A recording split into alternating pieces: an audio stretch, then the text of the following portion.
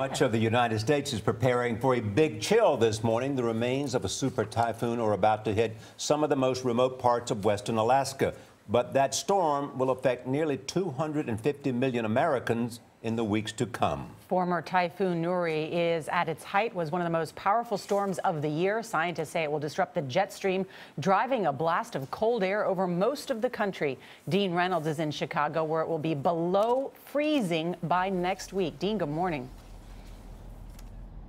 Good morning. Well, the Coast Guard is ready for Nuri, which is expected to strike the Aleutian Islands in western Alaska later today. But it's the repercussions of the storm that could trigger a polar vortex that could be felt all the way over here in Chicago and across much of the rest of the country in the coming days.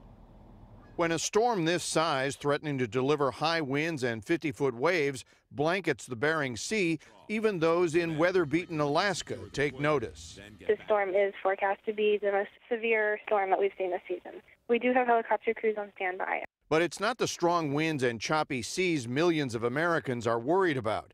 It's the frigid air that may blanket the country as a result.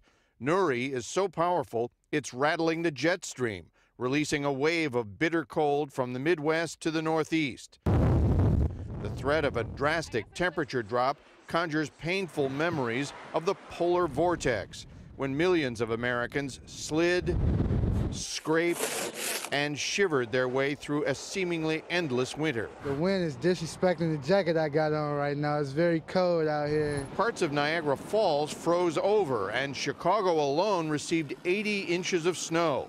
Even though winter doesn't start for another 44 days, the sanitation department here in Chicago is preparing as if it's just around the corner.